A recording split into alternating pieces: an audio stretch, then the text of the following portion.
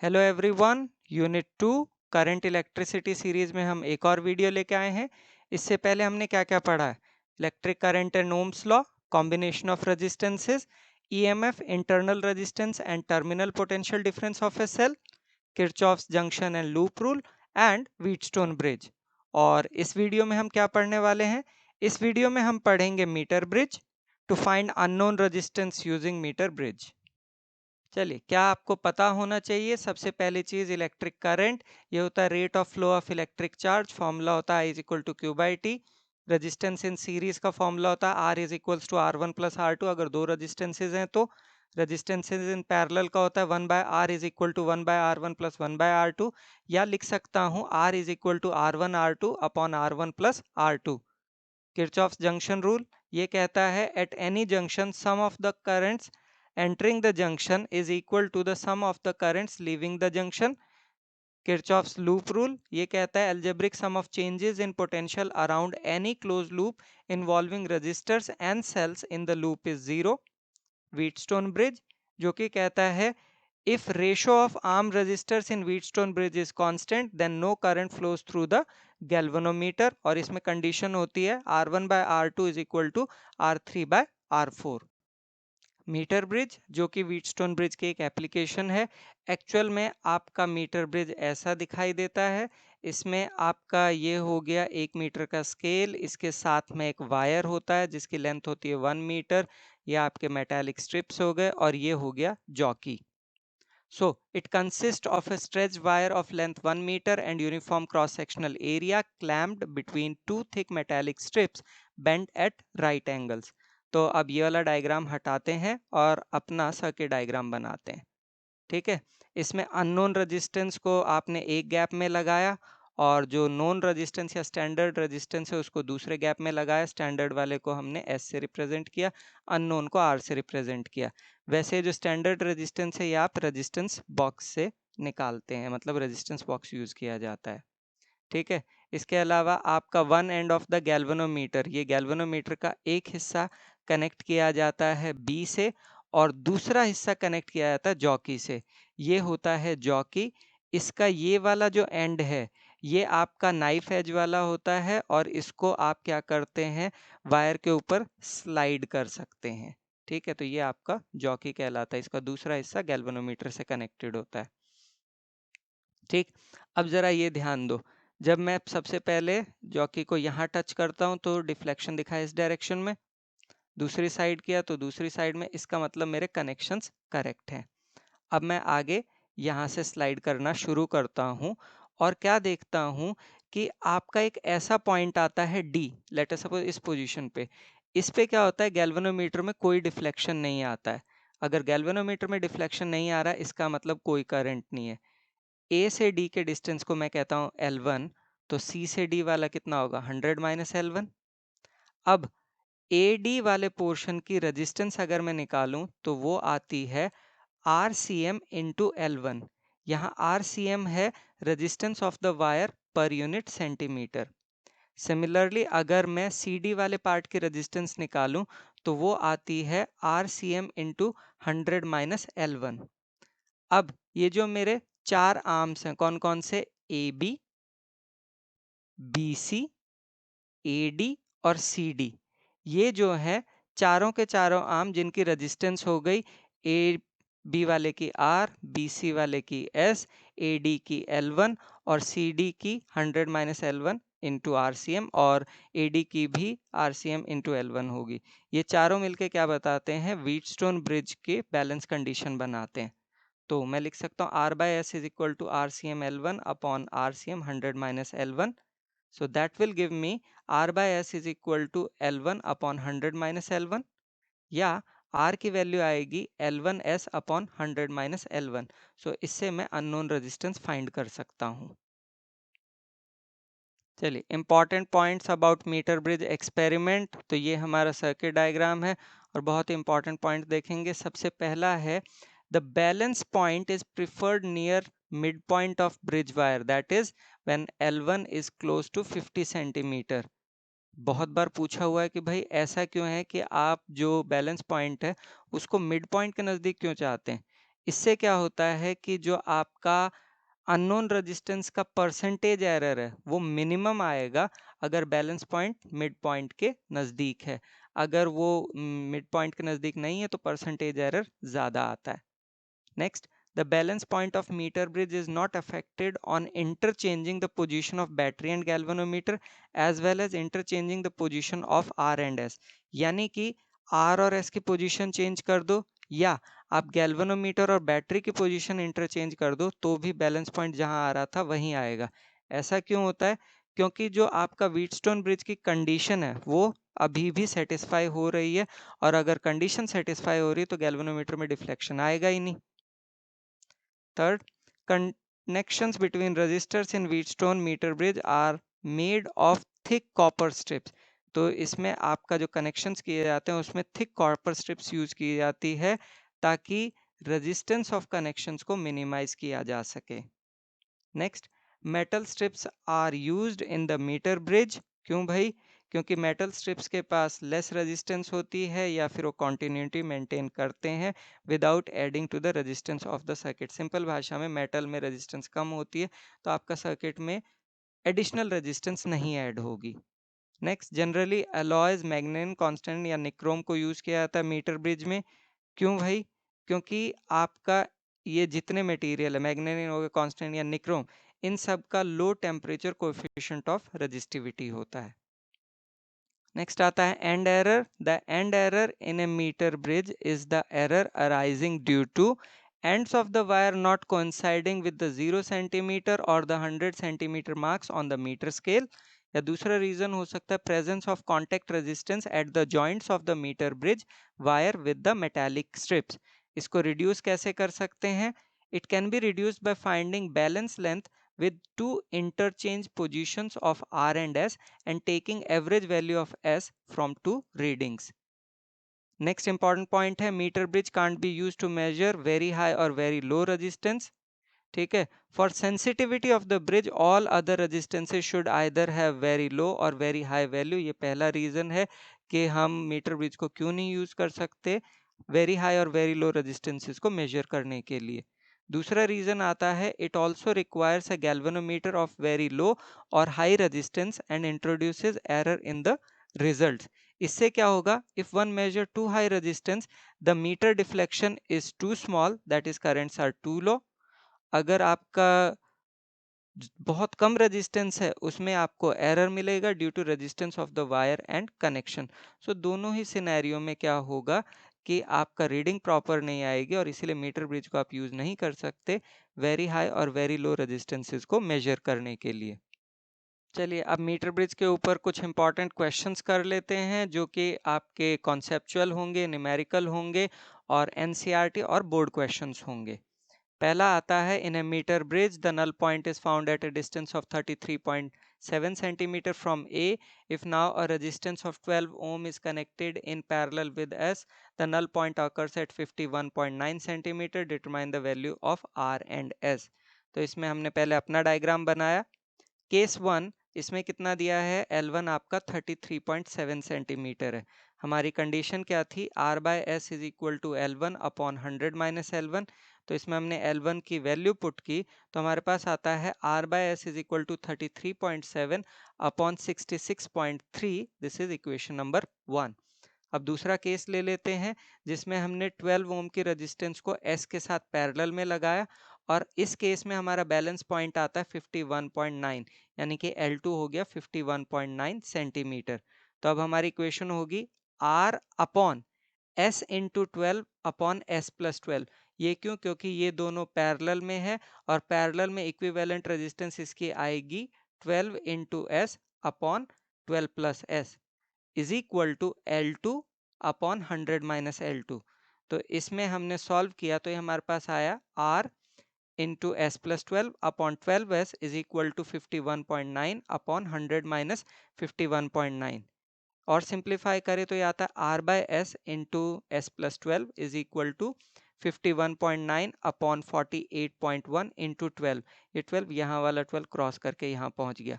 अब हम next step में क्या करेंगे? R बाय एस की ये वैल्यू यहाँ पुट कर देंगे और अब अगर इसे सॉल्व करते हैं तो हमारे पास S आता है 13.47 ओम। अब अगर हम इक्वेशन नंबर 1 में S की वैल्यू पुट कर दें तो इससे मुझे R मिल जाएगा विच इज 6.86 ओम। ध्यान दीजिए इसी तरह का क्वेश्चन पूछा गया है ऑल इंडिया 19, ऑल इंडिया 16 और दिल्ली 2010 में, सिर्फ न्यूमरल वैल्यूज चेंज थी। तो अगर आपको ये समझ आया है तो वो सारे क्वेश्चंस आप अपने आप कर सकते हैं। Next question, in a meter bridge the balance point is found to be at 39.5 centimeter from the end A when a resistor Y is of 12.5 ohm. Determine the value of X. B part है determine the balance point of the bridge above if X and Y are interchanged. तो सबसे पहले A part के लिए हमारे पास L है 39.5, S जो कि Y के बराबर है 12.5 और R जो है X के बराबर है। तो हमारी बैलेंस कंडीशन होती है R by S is equal to L upon 100 minus L. इसमें हमने वैल्यूज रखी और सॉल्व किया तो हमारे पास X आया 8.16 ओम। अब आ जाते हैं बी पार्ट।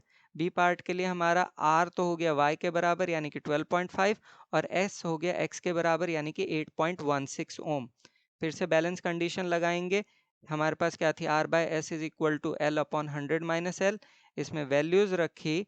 अब हमने L की जगह L डैश ले लिया क्योंकि L तो हम पहले ही ले चुके हैं, इसलिए डिफरेंस करने के लिए L डैश ले लिया। सारी वैल्यूज रखी। यहाँ पर पास सॉल्व करके L डैश निकलता है 60.5 centimetre. Next question, why are connections between resistors in Wheatstone या meter bridge made of thick copper strips? And the answer is to minimize the resistance of connections.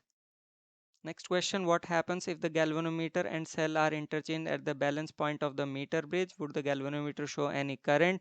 And the answer is no change, as the condition of Wheatstone bridge is still satisfied. So the galvanometer will not show any current. Next question, to minimize the percentage error in the determination of unknown resistance of a conductor in a meter bridge experiment, the balance point is adjusted near dash of the wire, and the answer is middle, midpoint या center. Next question, state explain the underlining principle of metre bridge, बहुत बार पूछा गया है। Next, draw circuit diagram and explain how unknown resistance of a conductor can be determined by this method. Again 2-3 बार पूछा गया है या इसको दूसरी लैंग्वेज में करके पूछा गया है। तो पहले पार्ट का आंसर है the underlining principle of metre bridge is the balance Wheatstone bridge, जिसमें आपका क्या कहते हैं कि नल पॉइंट पे IG 0 होता है। उसमें आपका कंडीशन होती है R1 by R2 is equal to R3 by R4। Remember, अगर आपसे अंडरलाइनिंग प्रिंसिपल पूछा गया है तो डायग्राम ज़रूर बनाइए और ये कंडीशन ज़रूर लिखिए। बी पार्ट के लिए आपको डायग्राम बनाना है और ये कंडीशन ऑब्टेन करनी है R is equals to L1S upon 100 minus L1। Next question, give one practical application that is based on Wheatstone bridge principle और इसका आंसर आता है meter bridge. Next, why is it generally preferred to obtain the balance length near the midpoint of the bridge wire? बहुत बार पूछा हुआ काफ़ी important question है और इसका आंसर बड़ा simple सा है, to minimize the percentage error in resistance R. Next, what is end error in a meter bridge? How is it overcome? So, end error in a meter bridge is the error arising due to ends of the wire not coinciding with the 0 centimeter or 100 centimeter marks on the meter scale, or presence of contact resistance at the joints of the meter bridge wire with the metallic strips. इसको overcome करने के लिए आप क्या कर सकते हैं, find balance length with two interchange positions of R and S and take the average value of S from the two readings.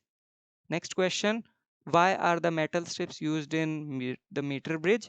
और B part है which material is used for the meter bridge wire and why? So पहले part का answer होगा कि metal strips के resistance कम होती है, इसीलिए हम उन्हें यूज़ करते हैं क्योंकि वो आपका एक्स्ट्रा रेजिस्टेंस ऐड नहीं करेंगी सर्किट में। दूसरा, हम एलॉयज यूज़ करते हैं जैसे मैग्नेनियन कांस्टेंट या निक्रोम को मीटर ब्रिज के लिए, क्योंकि इनका टेम्परेचर कोएफिशिएंट ऑफ रेजिस्टिविटी कम होता है। Next question, the resistances in the two arms of a meter bridge are equal to 5 centimeter and S respectively. When the resistance S is shunted with an equal resistance, the new balance length is found to be 1.5 L1, where L1 is the initial balancing length. Calculate the value of S. यहाँ पे shunted का मतलब होता है added in parallel. तो सबसे पहला case लेते हैं, उसके हिसाब से R by S is equal to L1 upon 100 minus L1. इसमें अगर हम R की वैल्यू पुट करते हैं तो पहली इक्वेशन आती है 5 upon S is equal to L1 upon 100 minus L1. अब दूसरा केस ले लेते हैं, दूसरे केस में शंटेड यानी कि एडेड इन पैरेलल का था, तो ये आएगा 5 upon S into S upon S plus S. क्यों? क्योंकि इस S के साथ पैरेलल में एक और S लगाई थी, और पैरेलल में अगर रेजिस्टेंसेज होती है उसमें इक्विवेलेंट रेजिस्टेंस का फॉर्मूला होता है product of resistances by sum of resistances. इसीलिए S into S upon S plus S हो गया इज इक्वल टू, अब नई बैलेंसिंग लेंथ थी 1.5 L1, इसीलिए यहाँ 1.5 L1 आ गया अपॉन 100 माइनस 1.5 L1. अच्छा, अब इसको अगर सॉल्व करते हैं तो वो निकलता है S/2, वो रेसिप्रोकेट होके हो जाएगा आपका 2 into 5/s is equal to 1.5 L1 upon 100 minus 1.5 L1. अब यहाँ 5/s की जगह पे इक्वेशन 1 से वैल्यू पुट करते हैं तो ये बनता है 2L1 upon 100 minus L1 is equal to 1.5 L1 upon 100 minus 1.5 L1. इसको अगर हम सिंप्लीफाई करके देखें तो ये निकलता है 1.5 L1 इज इक्वल टू 50 या L1 is equals to 100 upon 3 centimetre. अब मुझे निकालना है S की वैल्यू, तो हम क्या करेंगे, L1 की वैल्यू पुट कर देंगे इक्वेशन 1 में, और इससे मुझे S की वैल्यू निकलती है 10 ओम. Next question, in a meter bridge the balance point is found at a distance L1 from the resistance R and S as shown in the figure. An unknown resistance X is now connected in parallel to the resistance S and the balance point is found at a distance L2. Obtain the formula for X in terms of L1, L2 and S. कई बार board में पूछा हुआ, तो important question है. पहला case देख लेते हैं, इसमें होगा R by S is equal to L1 upon 100 minus L1. This is equation number 1. दूसरा केस देख लेते हैं, इसमें R upon S into X upon S plus X is equal to L2 upon 100 minus L2. क्यों? क्योंकि S के साथ X को पैरेलल में कनेक्ट किया गया, और पैरेलल का मैं पहले भी बता चुका हूँ, इक्विवेलेंट रेजिस्टेंस होता है product of resistances by sum of resistances. इसको हम और सॉल्व करके लिख सकते हैं R into S plus X upon S X is equal to L2 upon 100 minus L2. अब यहाँ से R बाय एस जो है वो हम इक्वेशन 1 से लेके पुट कर सकते हैं, वो हमने पुट किया.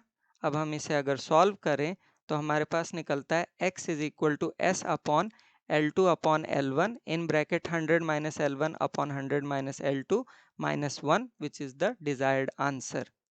Next question, in a meter bridge with R and S in the gaps, the null point is found at 40 centimeter from A. If a resistance of 30 ohm is connected in parallel with S, the null point occurs at 50 centimeter from A. Determine the value of R and S. पहला case देख लेते हैं जिसमें L1 है 40, so R by S is equal to L1 upon 100 minus L1. इसमें values put की तो R by S निकलता है 2/3. This is equation number 1. दूसरा केस ले लेते हैं जिसमें L2 है 50 और आपका S के साथ 30 पैरेलल में लगाया हुआ है, तो हमारी इक्वेशन आती है R upon S into 30 upon S plus 30 is equal to L2 upon 100 minus L2, जिसे सिंप्लीफाई करके लिखा जा सकता है R into S plus 30 upon 30S is equal to 50 upon 100 minus 50, या लिखा जा सकता है R by S into S plus 30 is equal to 50 upon 50 into 30, जो कि बनता है 2/3 into S plus 30 is equal to 30, जिससे S मिलता है 15 ओम. अगर हम S की वैल्यू इक्वेशन 1 में पुट करें तो R निकलता है 10 ओम. Next question, in a meter bridge shown in the figure, the balance point is found to be 40 centimeter from the end A. If a resistance of 10 ohm is connected in series with R, the balance point is found at 60 centimeter from A. Calculate the value of R and S. अब यहाँ दो diagram इसलिए बनाए हुए हैं क्योंकि दो अलग अलग साल सिर्फ डायग्राम चेंज किए गए थे, बाकी सब सेम था. तो पहला केस देखते हैं, L1 है 40, ना R by S is equal to L1 upon 100 minus L1, इसमें वैल्यूज पुट की तो R by S निकला 2/3. This is equation number 1. Case 2 में L2 है आपका 60 सेंटीमीटर और R के साथ 10 ओम की रेजिस्टेंस सीरीज में जोड़ी गई, तो हमारे पास आता है R plus 10 upon S is equal to L2 upon 100 minus L2. इसको लिख सकते हैं R plus 10 upon S is equal to 60 upon 100 minus 60, या लिखा जा सकता है R by S plus 10 by S is equal to 60/40. अब हम R by S की जगह लिख सकते हैं 2/3. तो ये मेरे पास सॉल्व करके निकलता है S is equal to 12 ohm. S की वैल्यू आप इक्वेशन 1 में पुट करते हैं तो आपको R मिलता है 8 ओम. ध्यान दीजिए इसी तरह का क्वेश्चन दिल्ली 2010 में भी पूछा गया था, सिर्फ न्यूमरल वैल्यू चेंज की गई थी. Next question, in a meter bridge experiment, balance point was observed at J with AJ is equals to L. The value of R and X were doubled and then interchanged. What would be the new position of balance point? तो balance point के ऊपर होता है R by X is equal to L upon 100 minus L. On doubling the value of R and X and interchanging हमारे पास होगा 2x upon 2R is equal to L dash upon 100 minus L dash, या लिखा जा सकता है x upon R is equal to L dash upon 100 minus L dash, जिसे लिखा जा सकता है 100 minus L upon L is equal to L dash upon 100 minus L dash. ये वाली वैल्यू हमने इस इक्वेशन से ली थी. ठीक है, अब हम इसको क्रॉस मल्टीप्लाई करते हैं और उसके बाद अगर मैं सॉल्व करता हूँ तो मेरे पास निकलता है L dash is equal to 100 minus L, which is the answer. Next, in a meter bridge, the null point is found at a distance of 40 centimeter from A. If a resistance of 12 ohm is connected in parallel with S, the null point occurs at 50 centimeter from A. Find the value of R and S. तो पहला case L1 is equal to 40 centimetre, R by S is equal to L1 upon 100 minus L1, values put की तो ये निकलता है R by S equal to 2/3. Equation number 1. Case 2 L2 is equal to 50 centimetre. अब होगा R upon S into 12 upon S plus 12 is equal to L2 upon 100 minus L2. इसको हम लिख सकते हैं R into S plus 12 upon 12S is equal to 50 upon 100 minus 50, which is R by S into S plus 12 is equal to 50/50 into 12. ये 12 यहाँ से यहाँ आ गया इसलिए ऐसा. So 2/3 S plus 12 is equal to 12. इसे सॉल्व किया तो S निकला 6 ओम. S की वैल्यू इक्वेशन 1 में पुट करोगे तो आपका R निकलता है 4 ओम. Next question, in a meter bridge, the null point is found to be at a distance of 60 centimeter from A. If now a resistance of 5 ohm is connected in series with S, the null point occurs at 50 centimeter. Determine the values of R and S. तो हमारा पहला case L1 is 60, R by S is equal to L1 upon 100 minus L1. इसमें हम values put करते हैं तो ये हमारा निकलता है R by S equal to 3/2, equation number 1. फिर आता है केस 2 जिसमें L2 है 50 centimetre. Now R upon S plus 5, क्यों? क्योंकि 5 ओम की रेजिस्टेंस S के साथ सीरीज में, इसलिए S प्लस 5 आ गया, is equal to L2 upon 100 minus L2, जिसे लिखा जा सकता है R upon S plus 5 is equal to 50 upon 100 minus 50, that is R upon S plus 5 is equal to 1, या R is equal to S plus 5. अब हम R की value equation 1 से पुट करते हैं, 3/2S is equal to S plus 5. इसे solve किया तो S निकला 10 ओम. अगर हम S की वैल्यू पुट करते हैं इक्वेशन 1 में तो R निकलता है 15 ओम. Next question, the figure shows experimental setup of a meter bridge. When the two unknown resistances X and Y are inserted, the null point D is obtained 40 centimeter from the end A. When a resistance of 10 ohm is connected in series with X, the null point shifts by 10 centimeter. Find the position of the null point when the 10 ohm resistance is instead connected in series with the resistance Y. Determine the values of the resistances X and Y. तो पहला case जिसमें L1 है 40 centimetre, हमारी equation होगी x by y is equal to 40 upon 100 minus 40, that gives x by y is equal to 2/3, equation number 1. दूसरा case है L2 equal to 50 centimetre. इसमें हमने क्या किया था, 10 ओम की रेजिस्टेंस X के साथ सीरीज में लगाई थी। तो इक्वेशन बनती है X plus 10 upon Y is equal to 50 upon 100 minus 50, जिसको सिंप्लीफाई करके लिखा जा सकता है X plus 10 is equal to Y. अब हम क्या करेंगे, इक्वेशन 1 से X की वैल्यू निकालेंगे जो कि निकलेगी 2/3y, और पुट करेंगे यहाँ X की जगह पे और सॉल्व करेंगे तो y निकलता है 30 ओम। y की ये वैल्यू पुट करेंगे इक्वेशन 1 में तो x निकलेगा हमारे पास 20 ओम। ये तो हो गया आपका एक पार्ट। दूसरा था कि 10 को y के साथ सीरीज में लगाने, उससे क्या होगा। तो अगर हम ये करते हैं तो हमारा होगा x upon Y plus 10 is equal to L3 upon 100 minus L3, जिसे लिखा जा सकता है 20/40 is equal to L3 upon 100 minus L3। क्यों? क्योंकि x जो है वो आपका 20, y था 30, तो 30 प्लस 10 हो गया 40 is equal to L3 upon 100 minus L3, जिससे हमारा निकलेगा 1/2 is equal to L3 upon 100 minus L3, या जिससे L3 की वैल्यू निकलेगी 33.3 centimetre. Next question, a resistance R is equals to 2 ohm is connected to one of the gaps in a meter bridge which uses a wire of length 1 meter, and unknown resistance X which is greater than 2 ohm is connected in the other gap as shown. The balance point is noticed at L from the positive end of the battery. On interchanging R and X, it is found that the balance point further shift by 20 centimeter away from end A.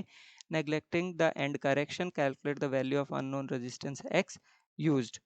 तो इसमें सबसे पहले balance point पे हम जानते हैं R by X is equal to L upon 100 minus L।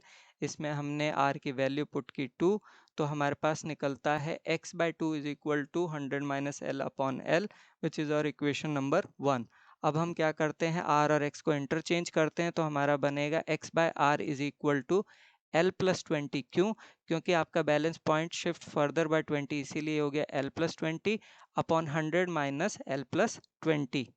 इसमें हमने फिर R की वैल्यू पुट की तो ये बना x by 2 is equal to L plus 20 upon 100 minus L plus 20।